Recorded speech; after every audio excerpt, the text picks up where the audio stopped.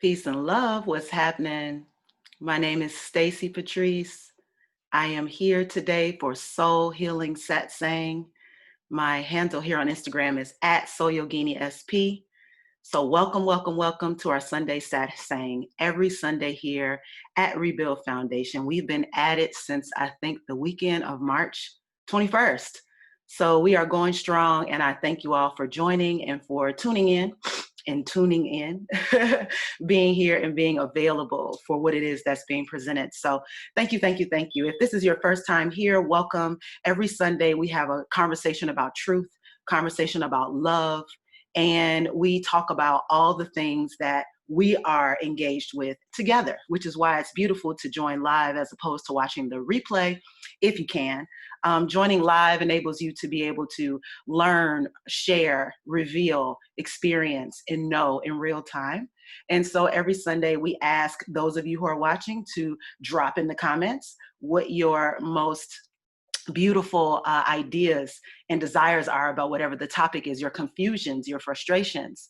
And you are free to do that anytime during the broadcast here today. As well, we want to make sure that we are keeping the conversation in a positive direction and moving towards how it is that we can all be better stewards of what it is that we're talking about. And just having different perspectives present always makes me happy. So here we go. All right. So for the month of September, I chose the topic of self-concept and self-worth. And we have been talking about this every Sunday. The past 2 weeks, we kind of were diving into some of the intricacies of like how you create your self-concept, how you can get past illusions towards your self-worth. And so today we're going to talk about non-attachment. And non-attachment is one of those topics that it depends on who you talk to. It can go really, really left with people, or it can be very, very, very empowering. And I hope that today we can have a discussion that possibly can be empowering for those of you who are tuning in. And if you can tune into the end, I'll give you some tips and some tricks straight from my soul healing catalog that will enable you to utilize this practice and utilize this conversation today to apply it in your own life. So starting off, one of the things that I realize when we're talking about non-attachment, especially if I'm talking to non-yogis or even if I'm talking to yogis sometimes, there's an idea of that word, like why is it non-attachment and why is it not just detachment? Why are they two separate concepts, or are they two separate concepts? And so hopefully I can clear this up. If I were to ask you how you define non-attachment, can you drop that in the comments? Can you talk in the comments about how you define non-attachment? Non-attachment is one of those things that we hear, we get an instant sense of sometimes, and it may or may not be the same as everyone else. So you dropping your definition in the comments starts to open up the definition that we'll be talking about. So in the comments, right quick, go ahead and drop what you understand non-attachment to be at this point. Okay.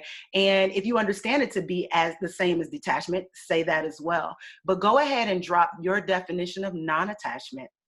And as we start to open this up, hopefully we can make this big picture of what it is we're talking about. When it comes to detachment, I look at there being a spectrum, that non-attachment is somewhere on the spectrum, but it's not necessarily inclusive of the extremes. It's like somewhere possibly in the middle. So if we're not being extreme and we're deciding to somehow find a way to be able to manage, be able to cope, be able to live harmoniously, then non-attachment is like the true north for that. Okay, so what I'll say as far as this is, when we're looking at a complete like number, like how we have number lines, let's look at that as a spectrum, right? So we'll have attachment on one side, we'll have detachment on the other side, and I'll place non-attachment right in the middle. And if that helps your definition that you're putting in the comments, then perfect. But I'll put non-attachment right in the middle. So we know what attachment is, most of us do. And sometimes we have a very clear definition of detachment. What is non-attachment? Why possibly is non-attachment even important for us to be on this satsang discussing today? And I will say very loudly that it is one of the most transformative ideas that can really help with your consciousness, really help to place you in a point where you're not creating your own suffering, and get you really in the groove of understanding the cycles of nature, not just the seasons and the moons, but like literally your own cycles, the cycles of human nature, the cycles of human evolution. And so as we start to look at how humanity is blossoming and growing over periods of time, there may be things that we see that we think devolve humanity or that change the arc of humanity. And so what we're learning is to understand the entire picture versus just the things that we don't like. We tend to pick at the things we don't like. We tend to look at the things we don't like and say, that thing, I don't like that thing. Why does that thing exist? How did this thing become? You know, instead of looking at it as, why are we focusing so much attention on the things we don't like? And then why don't we focus more attention on the things that we think humanity needs to evolve? Why don't we spend more time and energy on the things that we think would make us greater? Right? And this is controversial for me to even say, but everybody has their own definition of greater. Some people's great is not our great, right? So we're looking at this from a whole perspective and allowing ourselves the possibility to understand greatness in a different way. So I'm gonna go ahead and see what you all put in the comments here. Thank you for responding. The first comment I have is non-attachment is being ready for change and not getting stuck to anything, anyone, ideas, etc. It's a way of being open to the world as we see it and how it is constantly changing. Okay, so sometimes we have definitions. Can we process that definition? Like, we can read it, but do we understand it in our own lives? Like, do we have the application of that definition? So we're gonna massage that a bit over the next several moments. Separating self-identity, worth from others, right? Separating self-identity, worth from others. Beautiful, beautiful. If there's a circle map, others would orb around you, but are separate.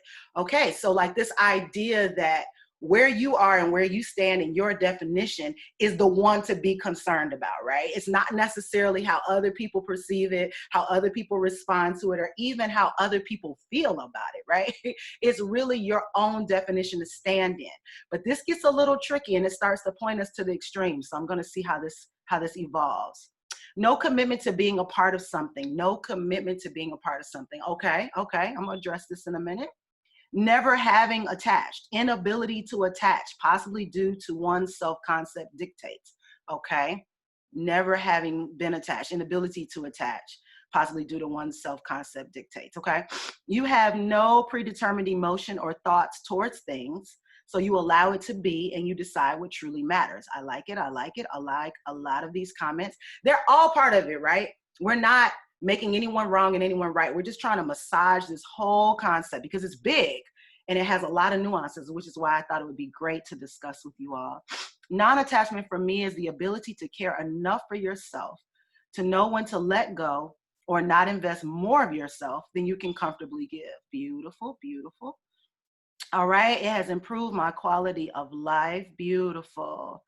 Hey, I'm empowered things that others feel that I should be obligated to do. Okay, so let's talk about this. Let's start to break it down because a lot of times when we are in a conversation about a thing, we have a real clear idea of it verbally. And then when we start looking at our lives and we start saying, wait, is this really true?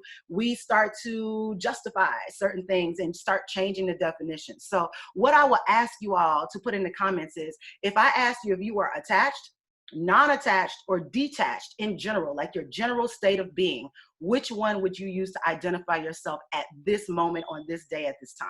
Put that in the comments. No judgment, no harm, no foul. We are looking at the spectrum of how we understand ourselves. That's what this entire topic is about. Self-concept, you know, having your own identity. So identify how you see yourself on a scale of attachment. Is it attached, non-attached, or detached? And go ahead and put that in the comments and I can build from there. What I will share with you is I had this concept of non-attachment all wrong when I first learned it. The idea of non-attachment, I felt, was just ignoring what people thought. It felt a little callous, a little cold. And I was just like, but that's the way it's supposed to be, because I'm not supposed to be concerned about what else other people think. And I'm not supposed to be all these not supposed to be's, right? So what I'm saying to you now is that how I understand it is more fluid, and I co-sign that comment that I see down there, all three, depending on the circumstances, I understand in a more fluid way, not just for myself and how I am on the spectrum of attachment and detachment and non-attachment, but also looking at it from the perspective of how are other people showing up in my life? Are they attached? And that's why there's a conflict because I'm non-attached, or are they detached and that's why I'm in conflict because I'm non-attached? Or what is the energy and the plug-in between people, right? So I'll share with you how I understand these concepts and let me know if this makes sense. Okay. So again, we have a spectrum. We have attached as an extreme, we have detached as an extreme, and non-attached in the center. Non-attached gets to be a central concept because of the idea that it is neutral in the sense that it doesn't feel that it has to be in any one position on the opposition, right? So think about this in terms of, if I ask you, what would you like to eat right now? What you would like to eat right now, it depends on how hungry you are. It might be how attached you are to what it is you want to eat. Or maybe if everyone is going somewhere, they don't have a lot of options for you, you may feel like, well, I know what I want and I'm going to go get that. So I think sometimes it depends on how life is hitting you, what that feels like for you, whether you are attached, non-attached, or detached, right? So that kind of comes from, where are you in life? Where's your position? Where's your stance? What are your practices? How much do you practice them? Because if you're not practicing non-attachment actively, it can be very hard to access. So what is non-attachment? Here's how I understand it. Attached means that you have a very strong pull, gravitational pull, really strong energy, expectation, idea, desire, feeling, concept of something, right? So some of you might be attached to your own identity of yourself, which for most practical purposes, we deem that as being okay, but we'll get into that, right? So your attachment is about where you station yourself, how you understand something to be. It is more like, for my astrological buffs, it's more like the fixed version of something like that. Being attached means you are fixated on a thing and that's it, right? So let's move to the other side so you can understand non-attachment. We're going to move over to detachment, right? So in detachment, it means that you're there, but you're not there. You have withdrawn. You have pulled yourself away from what's happening, what's going on. You've decided that it's really not that important. Whatever is going on, whatever everybody thinks, everybody feels, the things in your life, maybe you're detached from them. Your family, people around you, you're detached from them. Your idea of what the world is projecting to you, you're detached from that. So detached is like a withdrawing. It's an idea that you're not attached. You don't have a certain fix on what other people are saying, but you have a fix on not being a part of it. So that's detached, right? They're both fixed. But detached is, I'm fixed on my own concept and skip everything else. And attached means I'm fixed on my own concept as it relates to everything else, right? So that's why they are on opposite sides of the spectrum. So non-attachment is that gray space right in the middle. Non-attachment means you're in the world, but not of the world. Non-attachment means you notice what's happening, but you don't necessarily cling to it. Non-attachment means that if there are people and things that don't quite jive with you well, that you start to adjust for that you remove struggle, you remove the kind of opposition, conflict, chaos out of your life so that you can have a healthy existence. It doesn't mean you control everything. It doesn't mean that if things are not going your way, you just poof, disappear. It means that as things are going on, you have a healthy understanding of what's okay for you and what's not. And that in the things that you do, as you're sharing love with people, as you're in the world, being with people, understanding people's ups and downs, that you don't fixate on what is happening with each individual person. You don't fixate on the office culture. You don't fixate on what's going on in your mind today. You don't fixate on these things, because fixating on them means you will become attached. And if you're attached and you can't stand it, then it means you will become detached. So non-attachment is that middle space that says, I can play, I can be amongst, I can be in the world, have a great time, but I am constantly adjusting my understanding and my barometer of how fixed things have to be. They don't really have to be fixed, right? I understand who I am. so they don't have to be fixed for me. I don't have to strive for perfection. It's not one way or bust. It's not one extreme or the other. I'm not polarized. I'm not trying to make sure that everybody understands how I feel so that they can feel the same way. I'm not trying to be an influencer and tell people how it is. I am simply just opening up the idea and opening up the kind of canon that says whatever people pick up is for them. They are choosing to pick it up consciously or unconsciously. So what people are picking up is what is suited for them. And we're not supposed to be so fixated that they get in line with you that we forget that the rest of the world exists. We forget that there's more. We forget that there's a special place where you belong, and maybe they feel that's a special place where they belong. So we don't get distracted and twisted on this idea that everyone has one way of being. It's not mono, that we're trying to aspire to. It's not the idea that we'll all be the same one day. It's actually the opposite of that. There's a heavy concept of individuation inside non-attachment. And that concept says that for as different as we all have our processes of becoming whole, becoming ourselves. We are whole in our essence, in our divinity, but the realization of that sometimes comes from non-attachment. It comes from the idea that what happened to you isn't you. That if you failed at something, that does not speak to who you are as a person and what you're capable of. That speaks to what happened to you. What happened to you is not the same as who you are. And a lot of times we get this concept twisted, or what you choose is not the same as who you are, right? There is an essence, and I call it soul, that exists in all of us that is constantly putting us places so that we can develop the very things that we came here to do. Right? And so if we have that essence in operation, you don't know why somebody else is choosing what they're choosing. You can't say that's not right. A lot of times we should people all the time. You should have, and what you should do is, and how you should go. And it's like, listen, that's not for you to determine on somebody else's life. You would not let people determine that on your own. So why do we take on that posture of telling people what they should do? How about we tell people what we're going to do? We tell people what we're going to do, and we let the chips fall where they are, right? It's the idea that becoming an individual means taking a stand on how you identify yourself. It means taking a stand on what your time, energy, and effort is worth. It means taking a stand on who it is that you want to be in the world and how you show up. Your energy is your responsibility.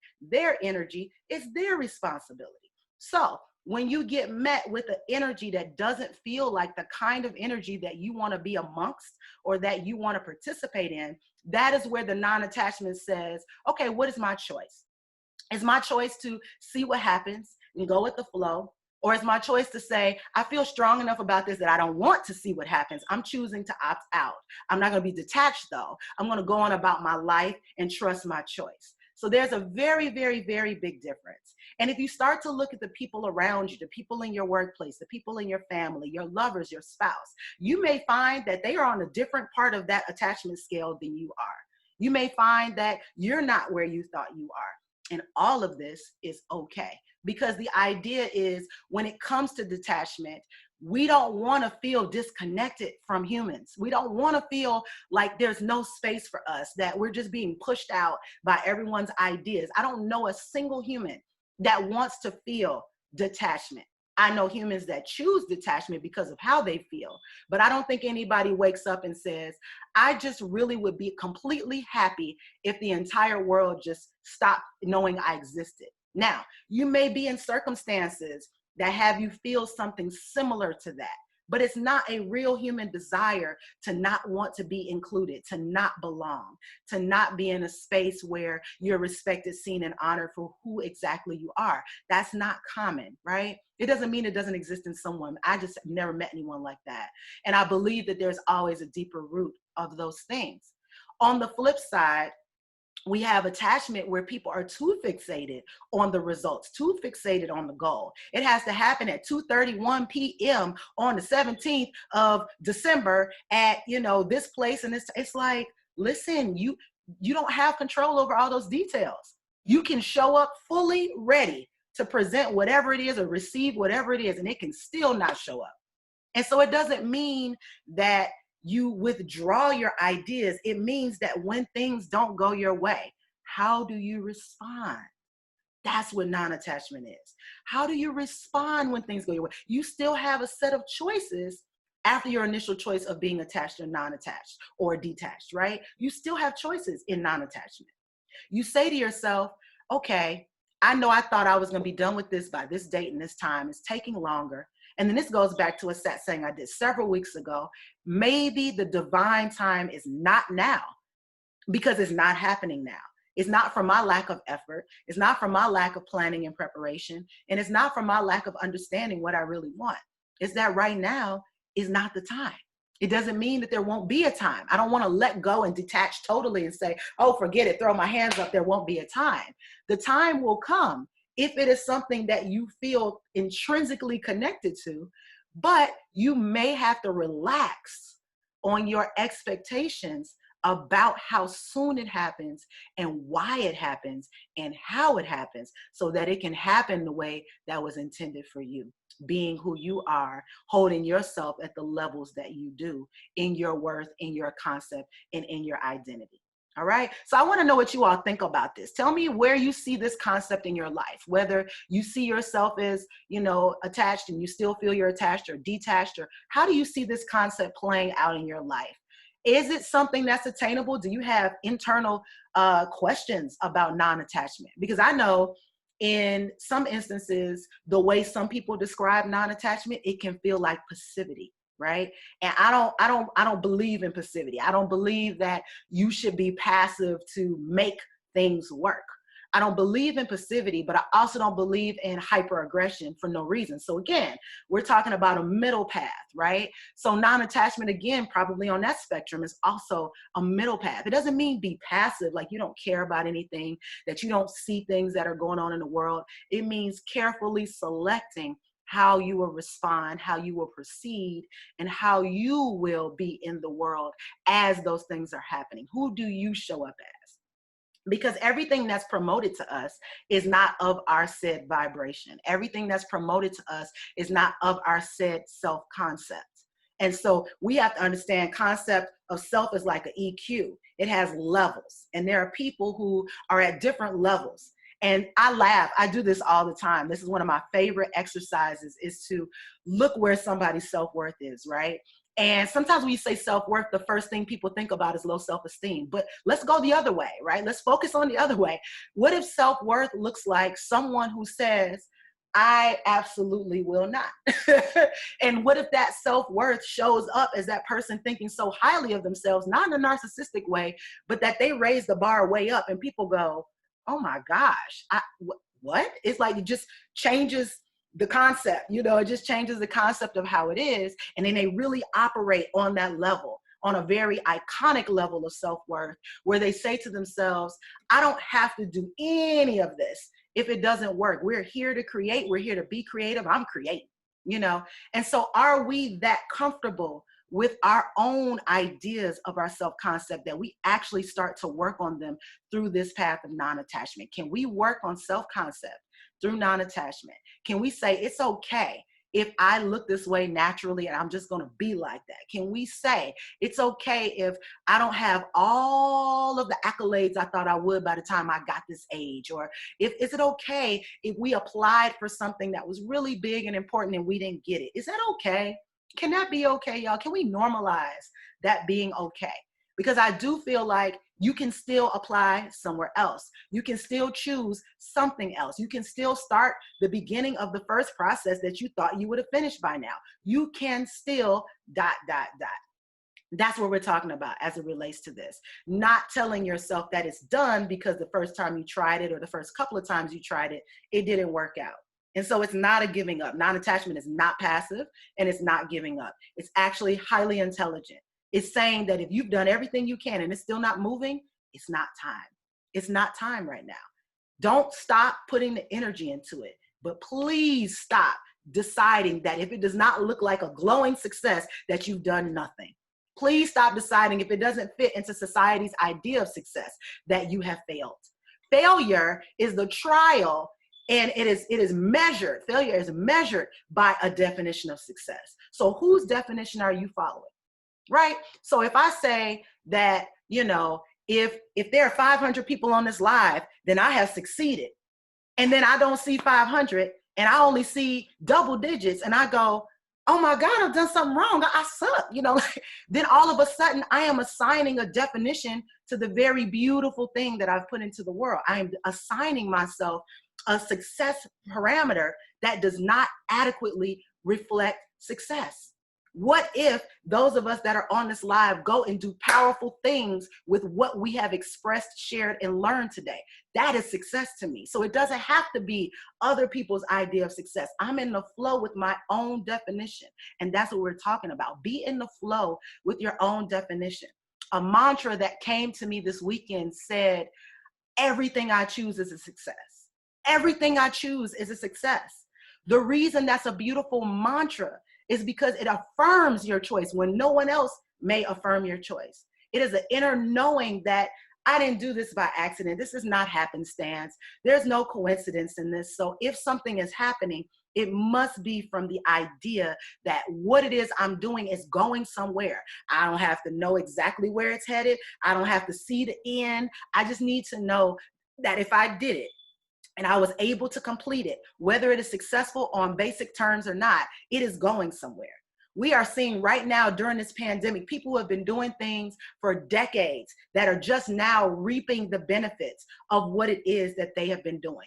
I have been learning about spirituality since I was in my teens. I started studying astrology at 14. I started working on healing remedies for people. I started helping people look beautiful when they thought that they weren't, through images, through hairstyling, through photography. And guess what? It took much longer than that for people to really value it, right?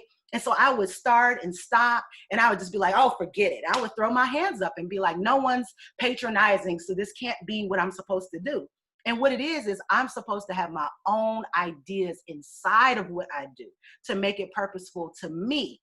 And that is not dependent upon external validation in that purpose. That's hard to swallow when you have a business and you're trying to make money from people outside of yourself. Then you're like, I kind of have to cater to what people want. But this time is saying not necessarily, not necessarily. What you are doing is important for those who are looking for it. So it has to be put out there because there are people seeking and searching for your unique gift and they just don't know where it is. And then when you put it out there, you find them. And sometimes they come all at once, they come quickly, and other times they trickle in and they're consistent and loyal. Who cares at the end of the day? Adjust, adjust, adjust, adjust. When you adjust to the circumstances, you start to understand your own self-definition in a much brighter, bigger way. You start to understand your capabilities in a much more authentic way. But if you are constantly chasing other people's concept of you, you are forever beholden to their concept. And that's how this fits in the self-concept and self-identity, and how non-attachment is one of those practices that we can start to join in. So I'm going to give you some tips in a moment. I want to see what you all have been talking about here. Thank you for joining, those of you that came in after we started. Let's see here. So, as an empathic person, I often find non-attachment challenging when relating to my engagement with others. Yeah. So when you feel other people's feelings, there has to be a boundary. It doesn't mean that the boundary detaches you. The boundary just puts you in a place where you don't have to attach, right? Because non-attachment means that you don't have to attach in the first place. Detachment means you are already attached and now you're pulling yourself the other direction. So that's the big distinction there. What I will say when it comes to other people's feelings, especially as an empath, as I am one, what you have to understand is that those feelings are for you. Those feelings are for you. Other people's feelings are for your understanding. They're not necessarily for you to go jump in with someone and do something with someone. They're for your understanding, information, data for you, right? So if I'm empathic and I feel that someone around me is suffering and they're not saying it, they're putting on a good face, but I feel different, I might say, okay, where's my compassion in this moment? Where is my compassion level? I may have to pause and see if I have any. I may have to pause and see how it's hitting me.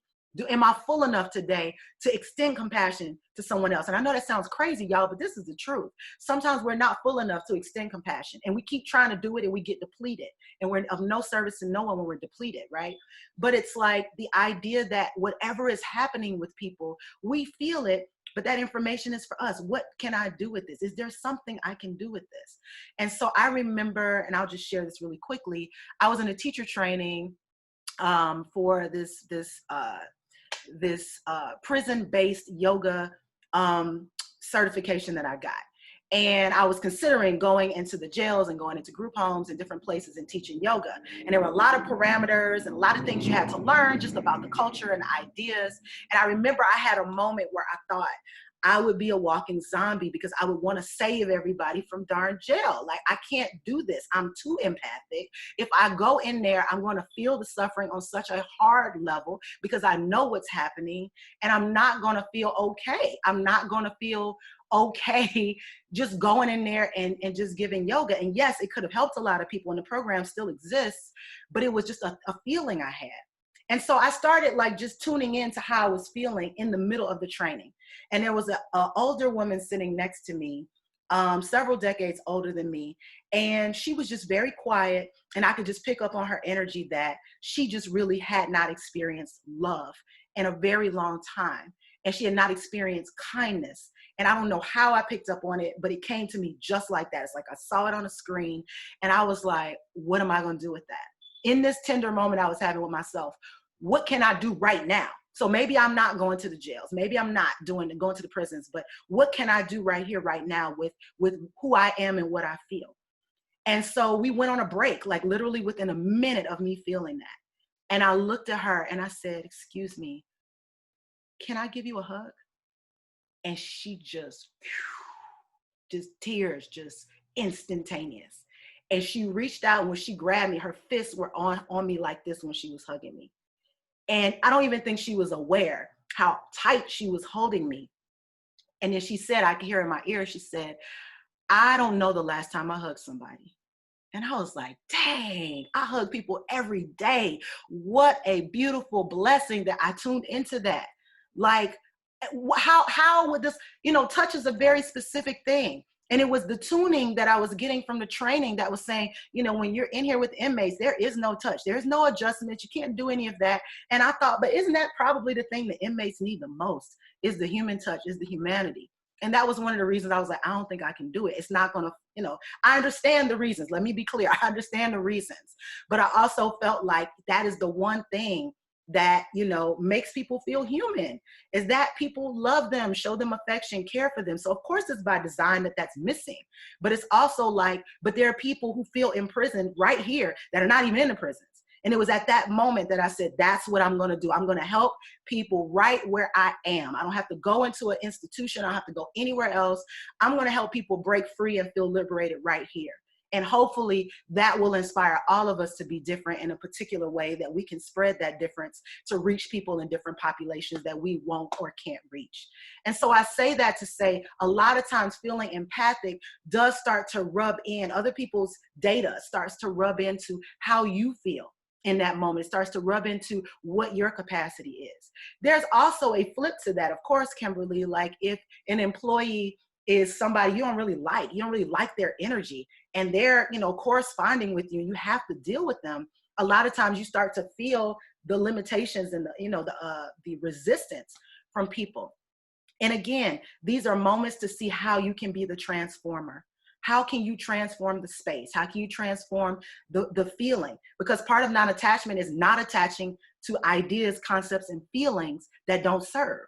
It's about not attaching to the struggle when you don't have to struggle. It's about deciding that, okay, this has been a struggle. Maybe I would say this was a struggle 5 seconds ago. I'm going to decide right now that this is easy. And the way that I approach this person will be well received.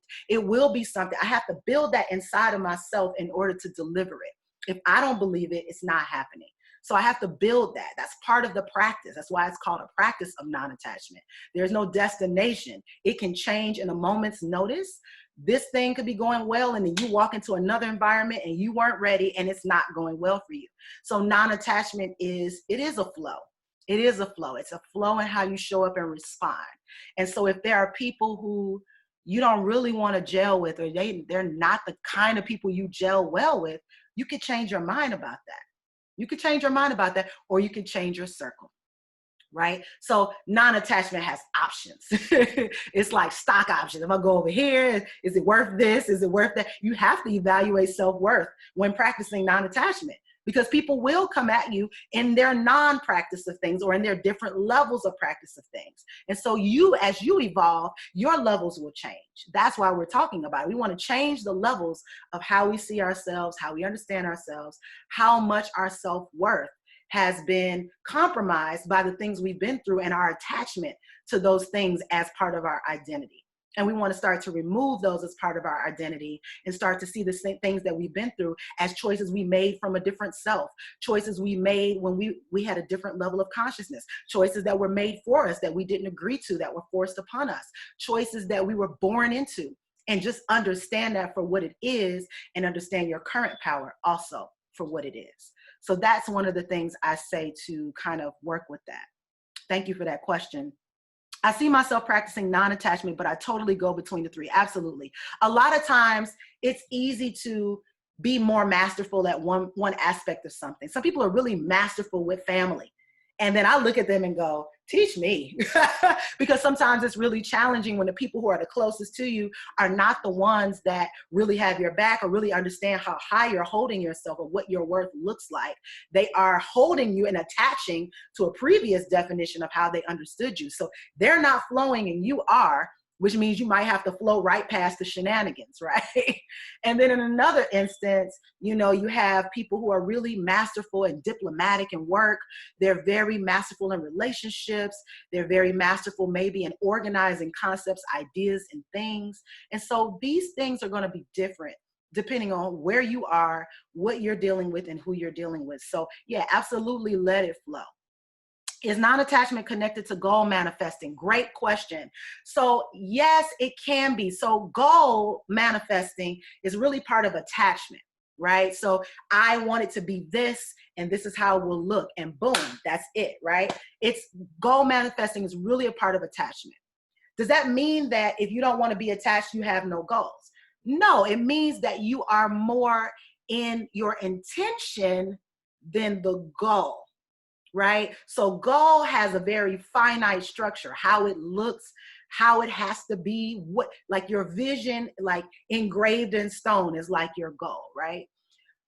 Intention comes from a different place. So if I have an intention, I may not write a goal. And I used to tell my students this all the time, that I have intentions that I follow. They're not goals because I don't know how they're going to turn out. And people would say, well, you're planning for failure then. I would say, no, I'm planning for my intention to be met. I'm planning to manifest my intention. I'm planning to stand in my intention. So if my intention is to do something that has a number or has some kind of structure, then I am going to be working with that intention, which means I may or may not have the same response. Whereas if I was working for a finite goal that says it has to look like this. Some people would say this is semantics, but I can feel the difference. I can feel the difference, and some of you out there may feel the same way.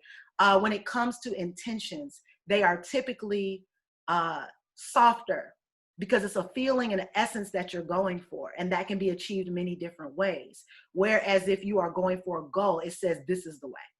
And so you have to fit yourself to get to that goal in that way. Now, you can have a goal on the other side of your intention, but as long as you don't have that fixed wall of this is the only way it can happen and how it has to look, your goal can still be manifested later in a different way. Whereas if you don't hit the goal in the hard form of the goal, you may give up or decide not to do it anymore because you didn't manifest it. So it's like a judgment kind of call that comes with the goal.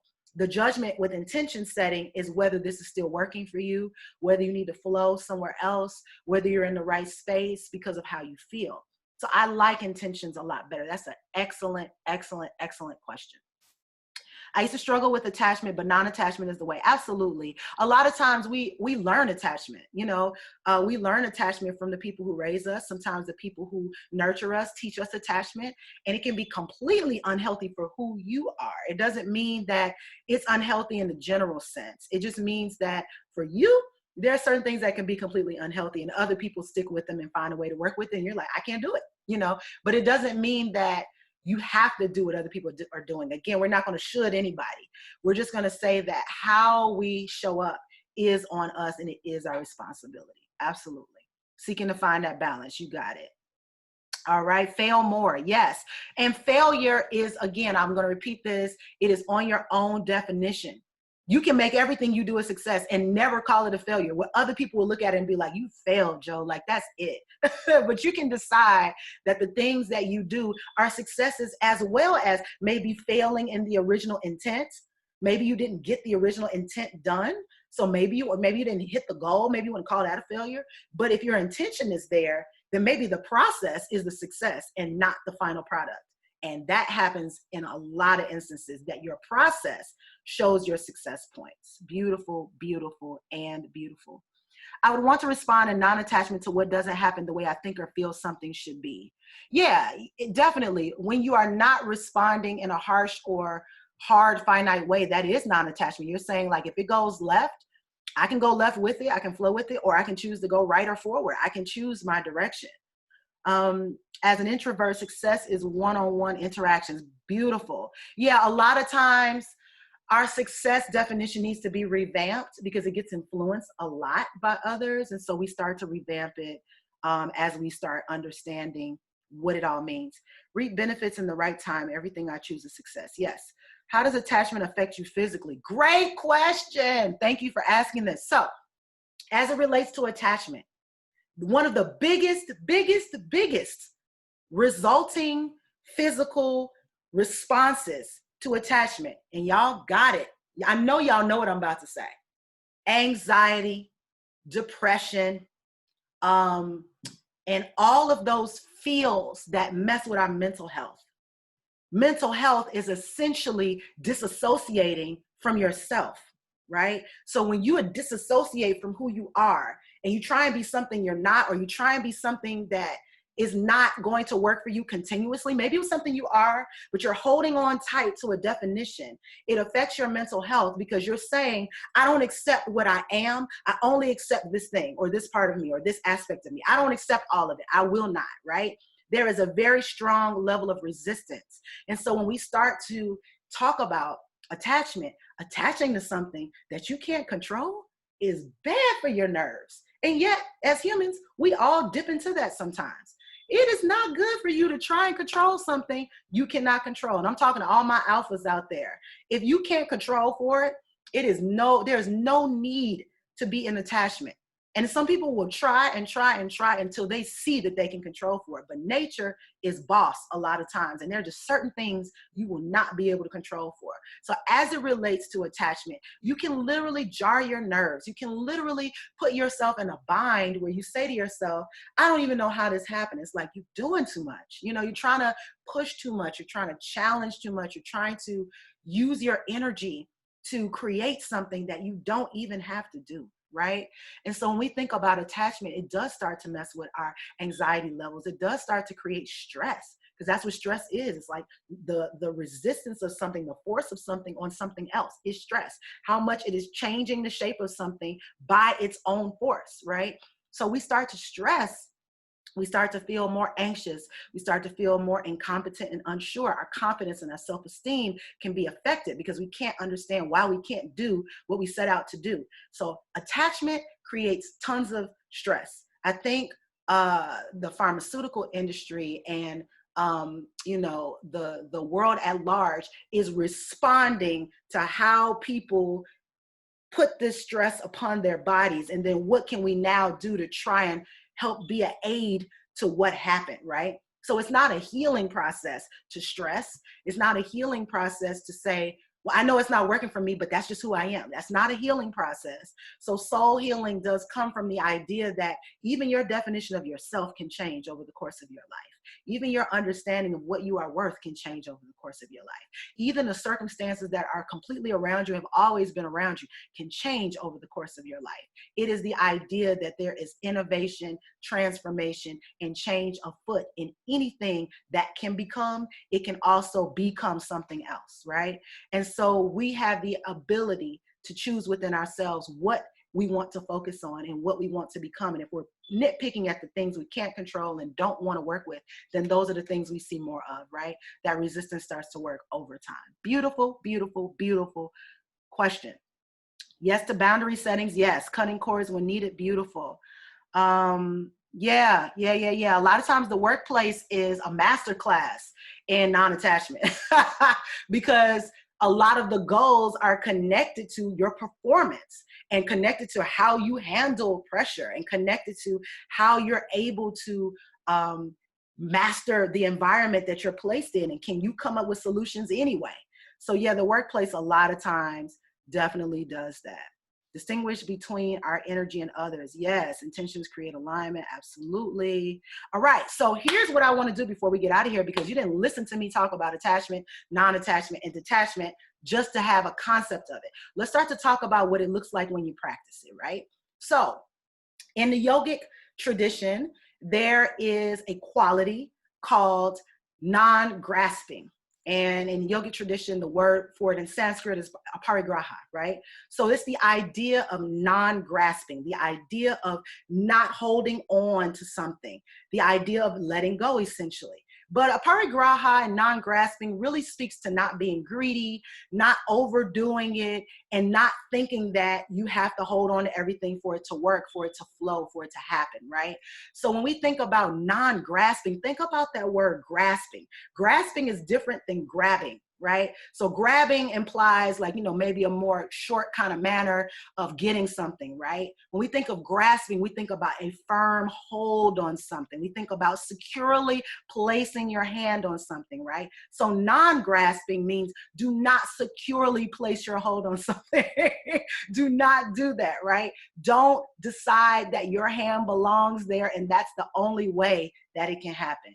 Decide the opposite. Decide that you can be in rhythm with something and that rhythm changes, and you can be in rhythm with something else. You don't have to take all just because it's there. You don't have to ingest or digest everything that's available. You don't have to hear everything that is being said. You can select what it is that is your environment and how you work, right? And so non-grasping gives us the idea that letting go is a powerful practice, that it's a practice that helps us to understand, right? So if you decided that your self-worth was at this level, that, this is all you've ever done, this is fine by you, and this is all you ever wanted to do. And then one day you got an insight and said, you know what? That's not really all there is to me. And I really want to be, do, or have something else. And so I think I want to go for it, but I don't know how to go for it, because then the people that have been riding with me right here won't really be able, they won't support me. They'll think I'm phony. They'll think I'm fake. They'll think I'm trying to be better than them. And I really should probably just stay right here, because that enables me to feel like I belong. And sometimes it's hard, really, really, really hard, especially in my community. I know it's very, very hard for people to let go of an idea or a concept and trade it for something that actually is better, right? And there's lots of reasons why that is. But one of the important things to realize is that when you're looking at something that's better, what you're doing is making an assessment for yourself, choosing and looking and observing at where you actually are, and then deciding that what it is that you want to pick up is actually something that you are already in alignment with. You've just been resisting it, right? It's not like something over there. It's like something right here. You've just been resisting it, right? So don't grab a hold onto this other concept you had of yourself. Don't grab a hold onto this new concept you had of yourself. Start to move in alignment. Start to move where you feel you are most in rhythm with, and then allow that to start to let you know how you feel about what it is that you had as a vision, or how you interface with that vision, right?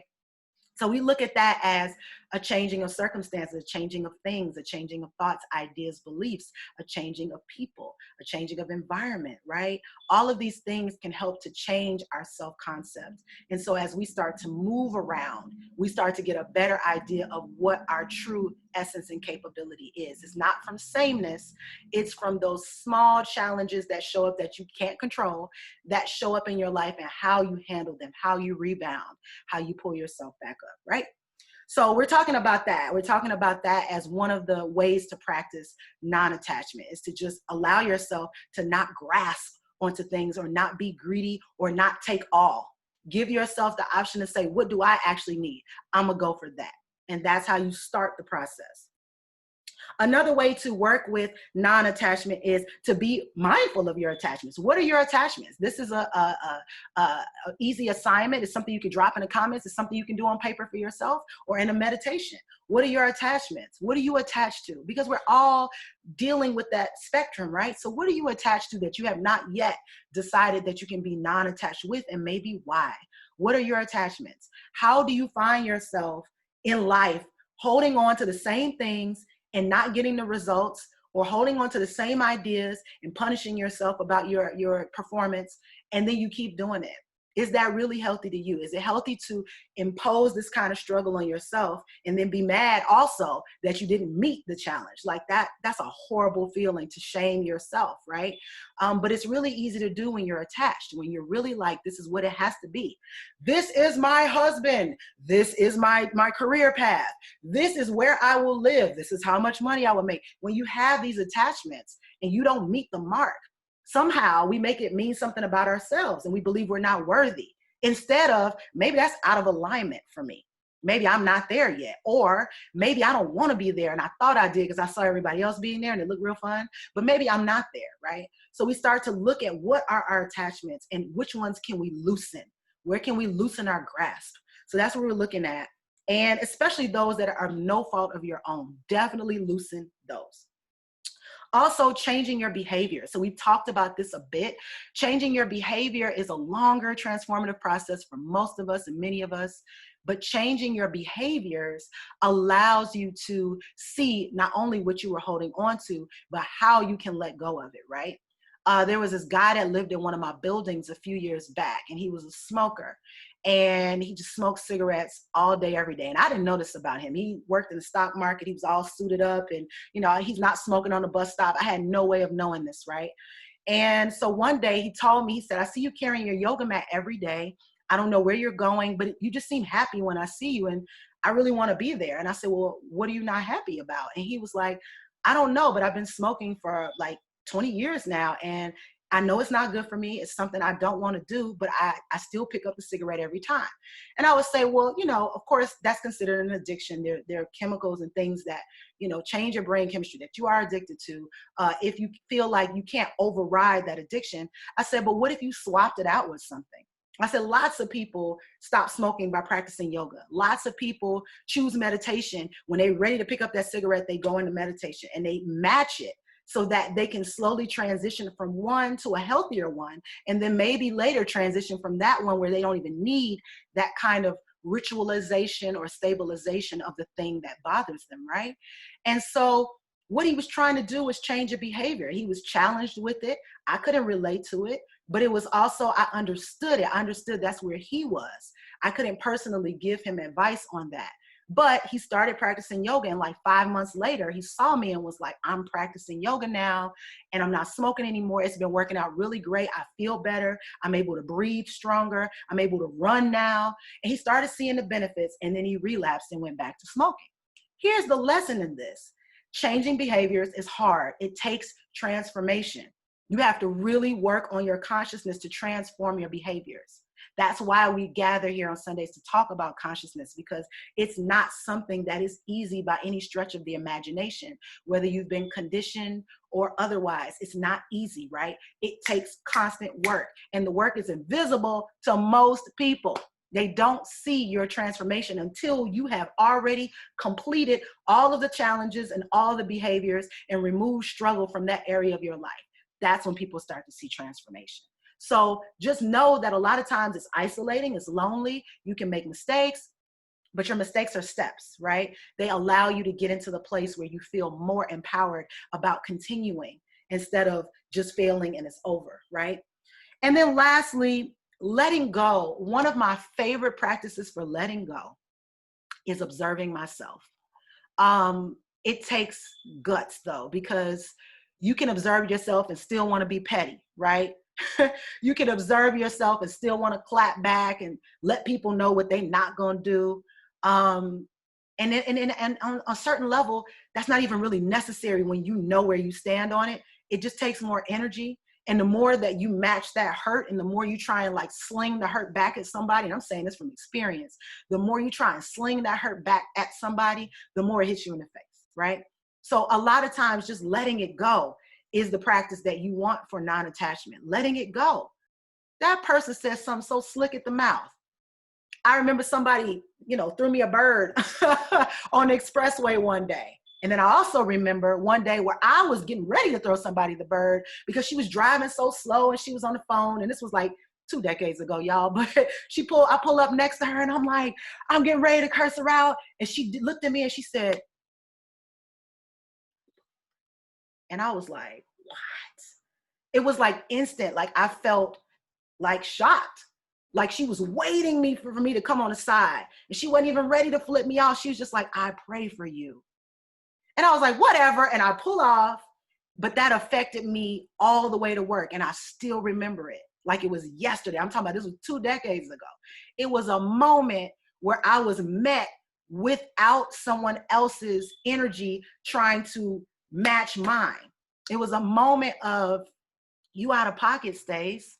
Like she's just driving. There's other lanes. Go around. She's not in the same rush you're in. Go around. She's not blocking the road. Go around. You tripping.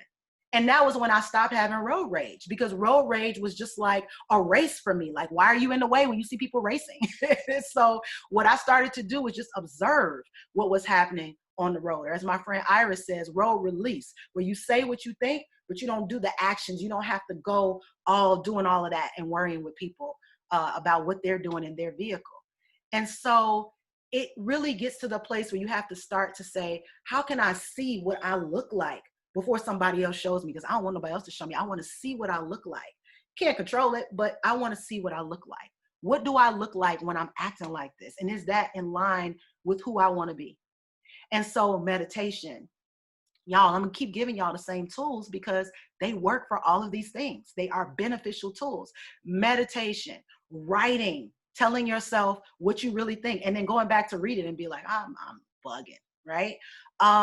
Being able to have conversations and have closure without requiring that the other person be ready to participate in your own closure is a thing. So one of the things I used to do with people is full moon gatherings, right? So at the full moon, we would definitely let go of the things. We would take a moment to identify, observe, and let go of the things that we were carrying. And it's just a way every month to release your load, man. And if you can release your load every day, that's also important. In my journal, I always recap my day with the things I'm most present to. The other little things, they're gone. I don't need to recap those, but the things I'm most present to, and those are successes for myself and gains for myself. And they're also things that I kindly observed that I could do better at. And so then I make them a point for me to focus on doing better at those. So it's not this harmful, harsh, directive on yourself. Please don't get in the habit of that. We're trying to build self-worth, which self-esteem falls under. So as we start to build self-worth, you will have to build your esteem. It does not come from beating yourself up. There'll be enough people to take turns doing that because they won't understand you until you are standing in the seat of your own power that reflects to them who you is, essentially who you are and who you is, right? So just the idea of that is what this entire topic is about. If you have any questions about non-attachment, let me know before we close out. I would say the biggest thing, if you're not sure where to start, is start with a meditation. Start clearing the thoughts, because clearing the thoughts gives you space to have different thoughts. It gives you space to really observe the thoughts, and it definitely gives you space to say, I don't really like those thoughts. So the more that you're able to do that, the easier it's going to be for you, okay? Thank you all so much for this conversation today. It's been really rich. We have just one more satsang here in September, and that satsang is next Sunday at the same time, 1 p.m. here on the Rebuild channel. I am Stacey Patrice, otherwise known as @SoulYoginiSP. I thank you so much for joining. I thank you for sharing. Y'all lit the comments up today. Brava to each of you. Salute to each of you on your journeys. Continue working on yourself.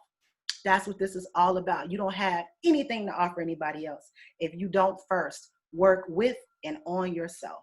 And don't be so concerned about what other people think about you working on yourself. Be more in tune with what the nuances and intricacies of working on yourself are. And I thank you all so much for being here to work on yourself with me. I honor you. Have a beautiful, beautiful, beautiful next several days until we meet again. Make sure that you are constantly challenging the status quo in your own lives. And again, if you have any questions, you can hit me up on my DM on Instagram at SoyogineSP, or join my subscriber list at stacypatrice.com. I thank you all so much and talk soon. Peace.